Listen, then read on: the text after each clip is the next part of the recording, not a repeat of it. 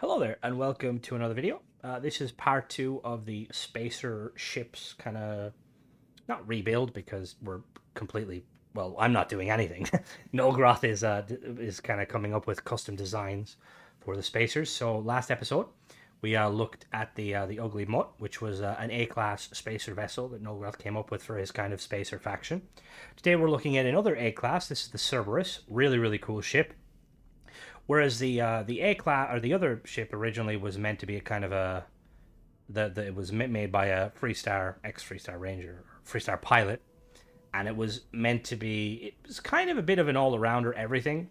This one's the kind of the storyline behind it's I think it's a bit more interesting. So Nolgroth, if you want to take it away and just give a little bit of a synopsis on the story behind the ship.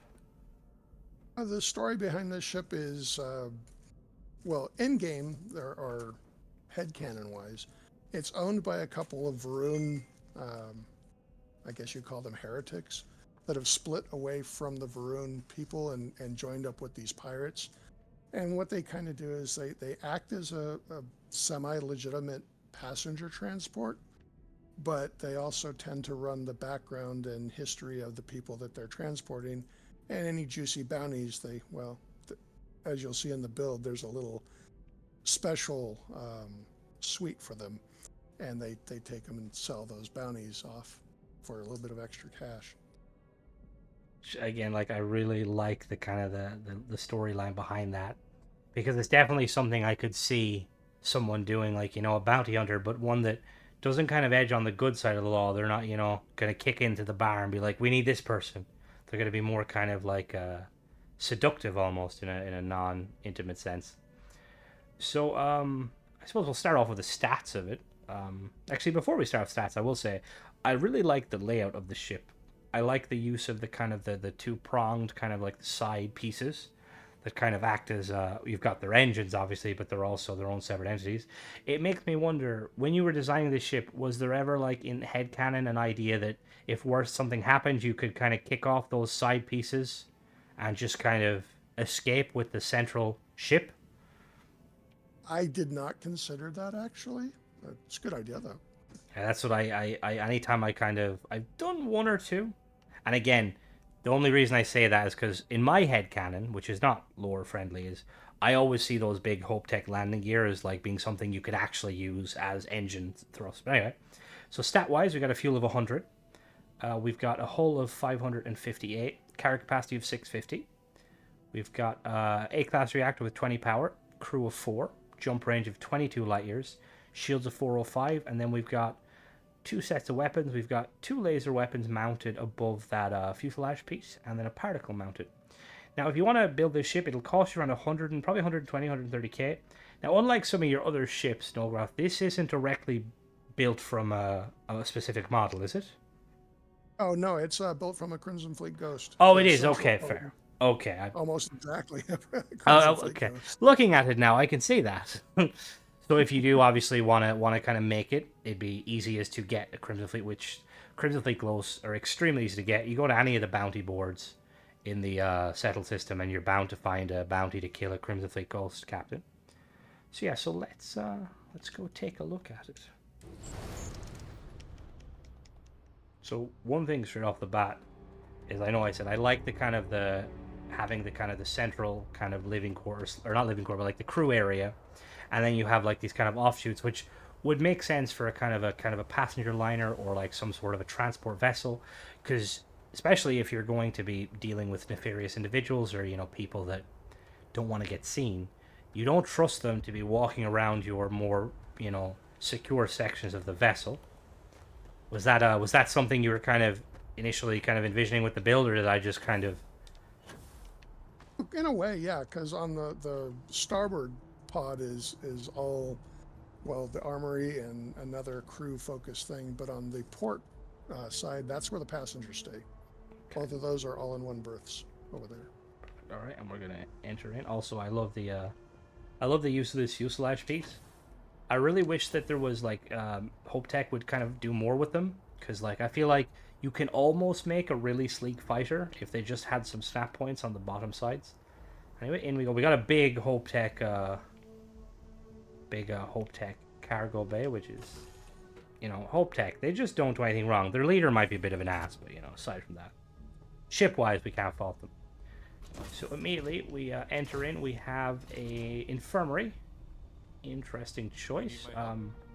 Does an infirmary come with the ghost by default, or is this something you kind of added after the fact? This is something I added after the fact. And I do like that, though, because I feel like the lore behind it, like the storyline behind it, there could be times where you might be called up to, pull someone out of a hostile environment, and they might have some holes in them, or there might be something wrong with them. It's nice to kind of have that. We've got the docking port there at the front. Yeah, I do the docking port right next to the infirmary, because in my head canon, when you land at a port, they've got lifts that they could put up there next to the docking port, and you can just wheel one of those beds right out onto the lift.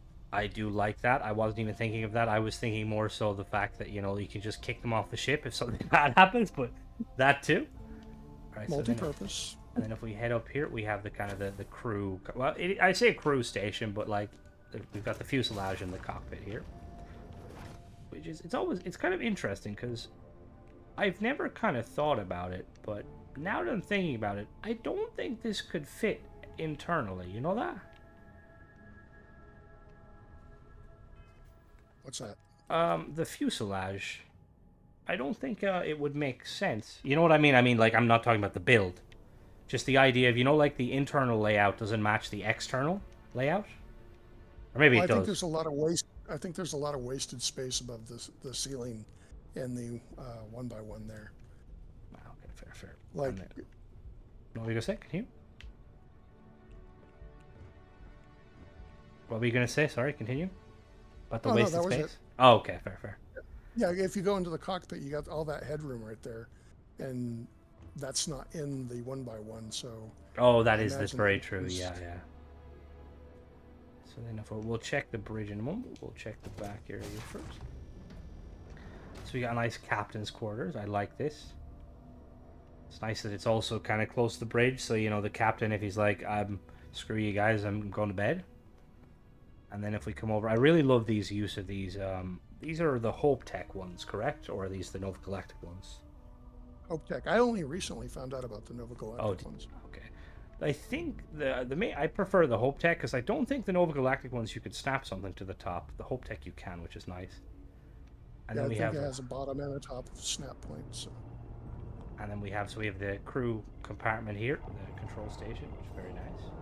And then if we drop down here, we have an armory. Now, was this meant to be an armory or a brig? Yes. Multi-purpose. Okay. Again, nice. They don't have a lot of room, but that's the special suite that they would store their potential bounties in right there. Oh. To be honest with you, I was actually expecting it to be like super luxurious. I didn't kind of catch on when you said special. It was just kind of throw them in a jail cell. But I do like that because I mean, realistically, even like from a point of view where if you're trying to transport someone that could be like potentially worth a lot of money to someone, even if you're not trying to turn them in, they'd be pretty safe locked up. They can't accidentally meander around the ship and press the wrong buttons. And then over here we have Hope Tech. Is it the all-in-one or is it a living quarters? All-in-one. Perfect. The living quarters for Hope Tech is all like exercise equipment and stuff like that. So. Yeah, they I don't know, I think they expect their space truckers to need to exercise, and if you've seen truckers, they don't worry about exercise. That's not their kind of MO. At least space truckers in Starfield, that is, real life. And then if we drop down, we have another one. Nice. So potentially you could have like multiple clientele. Like you could kind of rent these rooms out to, different individuals when you're transporting. Right. And I actually have a little bit of a short story on the web or on the blog that kind of details that actually. Which you should definitely kind of check that out. But if you want to give a little bit of a tidbit, just to kind of get people interested. There's somebody with maybe a shady past that hires or books passage, and when the captain finishes her conversation, she talks to her first mate, find out that somebody else with possibly a whole different kind of shady past also book passage. So it's nice to kind of have them separated, because I can imagine a situation if you're like transporting a fugitive of the Freestar versus a fugitive of the UC that might hate each other. and you don't want to firefight in your ship. It's not good for business.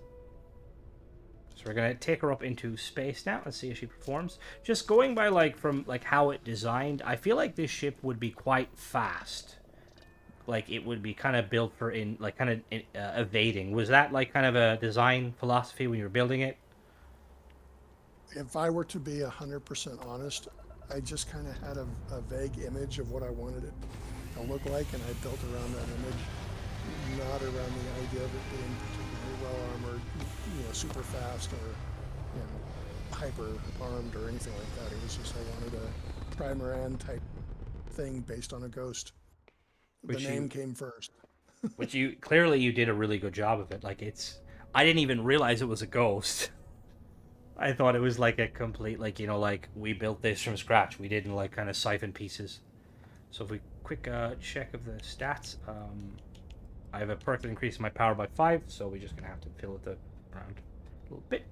So weapon-wise, we've got those 2 lasers there and a single particle, which I feel like it's enough to kind of deter potential threats. But obviously, much like with the ugly moat, you're not going to be bringing this into heavily contested space. But then, as the storyline behind kind of the captain of this ship, they're not really that sort of people. They don't, they're kind of ferrying people from A to B. They're probably trying to avoid combat as much as they can. And then for speed, it's an A-class using A-class engine, so it's going to cap out at 150 base. Boost speed probably 580, 600. Yep. Oh. So, are you using 3015s by any chance? No, I'm using Ammon engines on there. How did I... Do you have a companion or follower that's boosting No. that? I'm very confused, because they are Ammon engines. I'm going to try that again, because I didn't think that those engines could boost that high. That might be their strength. Honestly, I always overlook them because they look a bit, a little bit boosted. 740. Is that? Have you noticed that in the past? It's supposed to boost that high? I don't do the tests like you do. I just fly the ships. Well, that's interesting. I don't have any crew members. And I never get the perks that allow me to boost faster. Where's the boost one? Yeah, so it could be Bethesda bugging, but it actually could be. I'm gonna have to do more testing because I might make more use of those engines. Anyway, quick little agility test. This is a very agile vessel, and it kind of makes sense because it's got 4 of those engines, which is very nice. Again, I know this is the funny thing when it comes to anytime me and Nolgroth are talking about ship builds and stuff. I tend to see a build and be like, was the intention this? And he's like, not really. But to me, this ship kind of I would assume that it's very much kind of meant for kind of outrunning stuff. And obviously, Nolgroth said that wasn't the initial intention. But you can have happy accidents like that. Anyway, we're gonna head down to the planet now, and I'm gonna show you how we built it. All right, so we are back. So we just did some internal testing on both sides, and apparently those engines do actually boost that fast. That's a cool little kind of insight. I'll definitely be taking that into consideration when future builds. Anyway, so we've got the top section here. We've got the Armstrong 10 cockpit from Hope Tech, 200 cargo, 2 crew station. We have the Hope Tech storeroom fuselage A. We've got 2 Flare P 15 megawatt IR pulse lasers from Lightsite. A-class, 1625 range, 6.65 fire rate, 10 shield damage, and 3 power. And I have to say, I really like these turrets just because, or these lasers, because they kind of look like mini turrets. And they're when if you're trying to make an A-class ship and you want to make it look like it has the aesthetic of movable turrets, it's a good one. And then we've got the PB-30 Electron Beam from Ballistic Suits Incorporated, A-class, 3899.99 range, 3.49 fire rate, 13 hull and shield damage, and 3 power. On the back, we have the Deimos Spine C aft, a Deimos Spine A aft, and then we have the Marduk 1010A shield generator from Tectrid Systems, A class, 4 power, 405 shields. So one thing I want to ask first of all is with the weapon layout, obviously with the kind of the lore and the story behind the ship, it's not meant to get in combat per se, but the kind of with the background of the captain, they're House Faroon heretics. Would they shy away from a fight if they thought they could kind of, maybe get some extra credits out of it? Not at all. And I've played this character in pretty intense combat situations before, and those weapons do pretty well. Especially with the shield, like it's quite a decent shield for an A class. It definitely there's a lot weaker shields. And then if we check the next level, which is over here, so we have the Hope Tech All-in-One Berth 2x1. We have the Hope Tech Captain's Quarters 2x1, and then the Control Station 2x1. And they're connected via two Hope Tech Hab cross spaces. On the back here, we have the two Ammon 3 engines from Amadon, A class, 2 power, 9,200 engine thrust, 1,900 maneuvering thrust. And then structural pieces, we have two of these Nova engine struts. And then we have two Caravel V101 cargo holes from Protectorate System, 225 cargo. And then on the third level, we'll start at the back here because we've different Ammon 5 engines. We've got our Ammon engines. We've got the Ammon 5. Now, just to confirm, I didn't make a mistake. That was intentional, wasn't it? The Ammon 5s came with the Ghost. The Ammon 3s were what I could buy with the character's current level and ship design. And I which do is like 0. that because I feel like from a lore point of view, it's like you're like, okay, my ship needs to hit a certain thrust to, like, let's say, make these journeys efficiently. We have some spare credits. We can throw on some kind of lower end Ammon engines. The interface is going to be similar, so it kind of gets the job done. And these ones, same thing, A class, 2 power. Main difference is that, let me actually duplicate one of these. These ones have 12,400 engine thrust and 2040 maneuvering. So the engine thrust increases by 3,200 and the maneuvering increases by 140. So pretty interesting. And I will say, I know I've said it a few times, but I initially had kind of written off these engines because, like, I always kind of seen them as like the poor man's White Wolves. But if on paper, if I remember correctly, these ones I think boost higher than the White Wolves or the 30, maybe 30, 50. Anyway, so then we've got two M10 Ulysses Helium 3 tanks, 50 each. And then we have for the cargo, we've got the Hope Tech All-in-One Berth 2x1 on this side, the Hope Tech Infirmary 2x1 on this side, and the Hope Tech Armory 2x1 on that side. And then we've got this 380 or 360T Stellarator reactor from Amadon, A class, 20 power, 32 reactor health, 440 hull. Then we've got the R3000 Alpha Grav Drive from Relodyne, A class, 9 power, 23 jump thrust, which gives us 22 light years. We have the Hope 11 Docker 4. And then we have two of these big Hope 55 landing gear from Hope Tech. They give 4 thrust each. And then structural pieces, we have just two of these Deimos braking engines. Now, one thing I will say is, did these tanks come with the Ghost originally? One of them did, and then I added another one. I just basically duplicated it. And is it with the fuel tanks, were you kind of going more for aesthetic, or did you kind of intend on like these to have a lower fuel than some of the other ships? I was mostly going on, again, what the character could buy at that level and level of ship design, which was 0. So Fair. it was either that or the little side ones like you Yeah, have on the front here, or just not a lot of good choices at that level. which is So very fair. And then we have the bottom part. We have 3 of these Hope 5 landing gear from Hope Tech, 1 thrust. I will say, these are probably, like, aside from these ones, these are probably my favorite landing gear in the game. I just wish they had more thrust. Like, considering they have, like, 4 nozzles that have some sort of articulation. Like, you think, like, they'd at least be a 2. And then we have the Hope 5 landing bay.